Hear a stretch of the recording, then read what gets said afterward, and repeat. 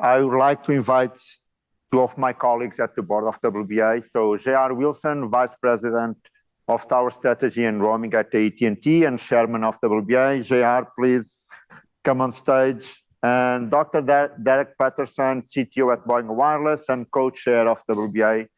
Please come on stage. More than a panel, I just want to have a conversation between us. We have here the leadership of WBA, so I'm expecting a lot of questions from all of you, and not only about the role of WBA, but as well where we want to drive the activities and this convergence market that we've been talking about. We are running slightly late on the agenda, so I will start firing it up immediately. So we have here two of the most pioneer companies in deploying Passpoint in the world. So they know all about it. They saw the benefits. My question to both of you is why we don't have more MNOs around the world deploying Passpoint conversions between Wi-Fi and cellular? Well, look, my competitors, they've always been inherently slow. So that's, I don't know how to respond to that. Look, we find tremendous benefit. I think T-Mobile is starting to see the light, both in private networks, neutral host. They have a whole program where they're connecting into those environments.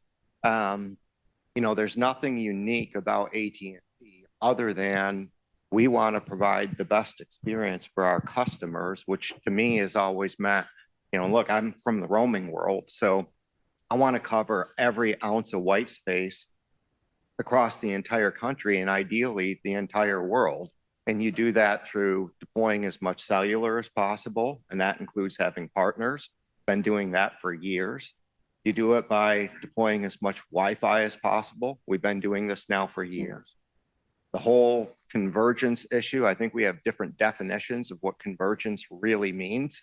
For me, it means a perfectly seamless experience, regardless of what technology layer you're on. But then the other piece is, we've recently announced AST Space Mobile. That's a deal that I led for AT&T, and that will be what's unique about AST Space Mobile is that will work with an existing mobile handset. You don't have to have a special chip. You don't have to have a special antenna.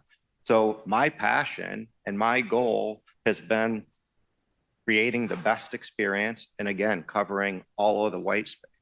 Why T-Mobile and Verizon aren't smart enough to figure that out, I really don't have a good answer. So,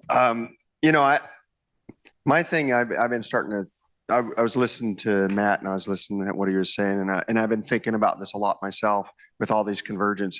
I think we're still dealing with the 2007 technology. And you brought it up over here. We're talking about a phone that we're connecting, right? And we're saying the client has control. And we've done so many upgrades on our networks over the last few years with 4G, 5G, Wi-Fi 7, and we're still talking about these phones and the way these phones work. I had some fun working at a stadium recently. We decided to put in some new devices. I can't share too much, but we decided to put in some new IoT devices inside this stadium. And we got to build out how those are going to connect. So we made it so these devices connect over private network, over public network, over Wi-Fi, automatically connecting through Passpoint, because we can control that device and make sure that it works across all of them seamlessly. And it's going to be a great experience. So these devices inside the stadium are going to be able to stay connected all the way through. And, Mike ended up sharing what's going on with trains, right? We got trains going through these tunnels. They're all connected too. And so what's interesting is we have the opportunity, if we start thinking about IoT, so phones, it's whatever, 6 billion phones or something like that. That's only a part of it. All of these new connected devices, I believe, is where we're really going to be able to push the envelope to make Passpoint work with the cellular, work with the private network, and work all together, because we're no longer restricted by what's being happening inside these devices that we're came out in 2007 and for the most part haven't really gone beyond to allow us to do what we want to do. So I'm kind of excited about the role of PassPoint's playing that Tiago was sharing with PassPoint or with open roaming and with IoT and the FIDO stuff that we're doing, because that's where we're going to end up pushing the industry forward. So the MNOs, the venues, all the new devices that are going to get connected are actually going to start taking advantage of this technology. And then I think it'll bring that device up to the next level. The challenge we have right now is the carriers work with these device manufacturers, and the device manufacturers make money. And so you say, hey, you're part of this carrier group inside the device area, and they say, well, you're not one of them. And I had the same problem. I was trying to put, my PLM in that ID or trying to make it work. And they go, well, you got to join us and create a carrier bundle just for Boingo. And I go, why do I need a carrier bundle for Boingo? I just want to make it work the way it should. And so we need to work on that as an industry, is try to figure out how we don't get controlled by these carrier bundles and how these devices work. And we actually can make them work the way we're going to make these IoT devices work down the road. So Derek, I'm saying that we need to work as well with the device manufacturers to evolve the connection manager that have been around for decades. Yeah, the device manufacturers is a great way to start, and we need more of them in the WBA. It's a huge goal that we have in the WBA is to get more of the device manufacturers inside the WBA, because we're missing that key component. But at the same time, maybe it's time to start working with some of these other connected IoT devices and solving the connection realms. Yeah, I would say, I'll add, I believe that there's just tremendous momentum behind open roaming and PassPoint. And our industry is going to go through some major changes over the next 10 years. If you step back and you look at it on a macro level, like Matt, on your chart, Spectrum was dead last, but it was something that we talked about for years and years and years. And it was so important to go, grab a swath of 1200 megahertz of 6 gigahertz spectrum. I'm not hearing about Wi-Fi networks necessarily. I'm sure that there are corner cases, but you don't hear about them being capacity constrained using the 2.4 and the 5. Meanwhile, mobile operators, I've said this for years, I don't think there's a mobile operator in the world that's not capital constrained. And now we're heading into an environment where we're spectrum constrained, because there is no new spectrum coming down the road for at least the next 7 to 10 years. So how do you solve for that capacity on your network? You do it with unlicensed, you do it with Wi-Fi, you do it with CBRS. So this is the huge momentum that's coming in our industry. Going back to the device manufacturers, I know there's one that we always say, hey, they're just going to do their own thing. Well, guess what? You're sitting in a Home Depot parking lot and there's PassPoint inside a Home Depot. Rajat, he calls it the parking lot issue. He's completely correct. You got one bar and you're dead in the water. That's a reflection on the iPhone. It's a reflection on every single device manufacturer. So I'm keeping my fingers crossed, and I'm going to stay optimistic that they're going to become very self-motivated to go fix this. Yeah. Question from the audience? Please, one from Reza. Thank you. 70% of the U.S. population is still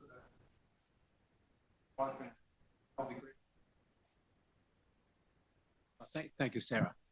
So, and I know AT&T and Boingo are doing the best you can to make sure that another 25.5 or 27 million people are going to be having access to this wonderful technology. And I know you guys were working with the satellite.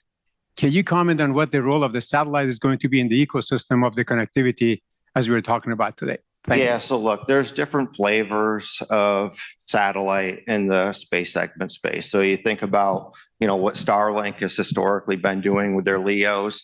That is a very high bandwidth, high power downlink to provide broadband solutions to rural America, places that, terrestrial networks simply don't reach. That solution is fundamentally different than what Starlink intends to do with a direct-to-mobile service. It's fundamentally different than what AST Space Mobile will do with a direct-to-mobile service. it will not have that high bandwidth capacity because it's being spread out across so many users. So the goal is, every nook and cranny, and we have nooks and crannies. I mean, they're in Georgia, they're in New York, they're in Old Faithful. The idea is to provide the best experience as possible to as many people who are in those places. So the challenge is always still, how do you get that last mile and how do you do it cost effectively? As we know, I mean, the US government investing tons of money, public-private partnerships. There's the BEAD funding that's out there that a lot of folks are going after. Look, I think me personally, when I look at how it's evolved over the last 5 years, I think it's a tremendous success story. I mean, to look at like the amount of connectivity that most people have, it's incredible. Yeah.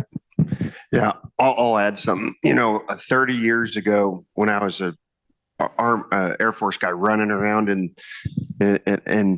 satellite was the only way I was able to communicate, right? And you look at some of the stuff the military does today with satellite to be able to do the job that I used to do and dropping bombs, and they're passing data back and forth. The good thing is the technology is there.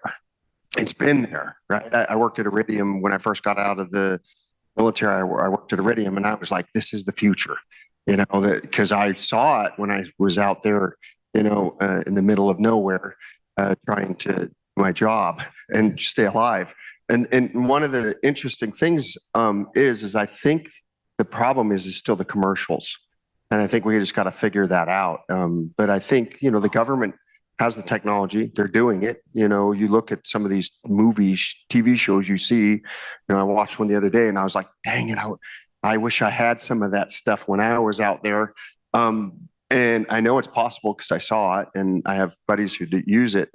So I think one of the key things is we have to make it be an important thing that the governments get behind, because it's not cheap. Putting up a satellite and everything is not cheap. So we got to get the governments behind it. And I know you're working to do that. So more people like you doing what they're doing to make it happen. Yeah, Frank. Any other question from anyone? Yeah, one final question from my side. I think this is a unique opportunity for both of you to share with the audience, and many of the members are here, your view on WBI and the future of WBI, the path that we are trying to build together on this community. Maybe you could elaborate and share your views, both from Boingo perspective and AT&T, what you like to see the role of WBI for the future. Well, one thing that I don't want it to be is, look, as technology progresses, we go from 1G to the next G, et cetera.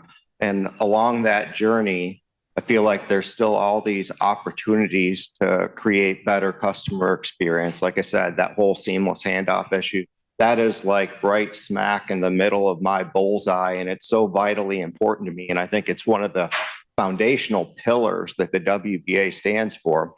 And, not to quote like Dr. Dre or Snoop Dogg, but they said, it ain't nothing but a G thing. It's not. There's so many things that we push out into 6G and say, well, this is where we're going to take care of this. We can take care of it right here and now. We can take care of it on 4G. We can take care of it on 5G. So that's something, look, you guys know me. I don't get into techie talk very much. That's why Derek's here, and you're so good at breaking it down and keeping it simple. I care about customer experience. It's all about customer experience at the end of the day. So yeah, good. Yeah, I'm going to second that. I think there's the how and there's the what, but a lot of times what we forget is the why. And I think that you look at what Mike shared. There was a reason why. You got a lot of whys on that presentation of why we're doing this. Why are we trying to connect all of this? Better track, all of the things that he provided. And I think to me, that's what the WBA is here for. When I look at the other organizations, I go to IEEE, you go to Wi-Fi Alliance, you go to 3GPP, we're discussing the how there, but what we discuss here in the WBA is the why and we're making the why that it happen. And I think that that's the difference between when I look at the other organizations that I participate in the WBA is we're focusing on the why and we're focusing on what we need to do to get to that why. And I think that that to me is the key thing. Very similar to what you're saying is why you should be a part of the WBA is because that's our goal is to solve that. Awesome. There is one question from Ahmed. I'll be quick, but number one on the user experience, and we're talking about a lot the behavior of like the device platform in general being the culprit. So how much are we doing as an organization outside of this wall to educate the public and create more awareness? Because generally speaking, the first thing that gets blamed is the network, not the device. And that's create really bad perception. But if we correct that problem and create more awareness, we're going to start indirectly having the customers put more pressure on the device ecosystem as well. So what are we doing? Look, it's a great question. And I take it also as feedback because I don't think that we're doing enough, or at least what we've been doing, it hasn't worked, at least in a manner that all of us could sit here and say, we've been super successful on this journey. So I think that we're at a point since it's device, it's APs, it's the core network, there's multiple elements that it touches in order to really solve this user experience issue. We're at a point where we've never really been a standards body. We're more of a specifications body, but I think we need to get a lot more precise on if you look across these different elements, these are all the things that need to change and be fixed in order to create this new experience. And it was something that the board and I, Maria from BT, a lot of us folks, Rajat, we're all committed to this. So we're going to work really hard to try to drive this harder over the next few years. Yeah, and I'd just say we need your help. We definitely need your help. I mean, I sit there and I think back to all the tricks I used to play to try to control the network, throttling, dynamic switching and everything I've done. And I'm doing it because I don't have access to the device a lot of times. And that's, and so we're finding ways to get around it. But at the end, we need everybody's help to start working on that next level. And we're doing it with IoT. That's the beauty. This stuff I'm going to be able to share hopefully next time that we did with this IoT device. It's impressive. And we've done it in other locations with other devices, but usually not the typical devices that we're all carrying in our pocket that's giving us Amber Alerts while we're sitting in a meeting, Yeah. Okay. Thank you so much, and Derek. Let's give you the round of applause.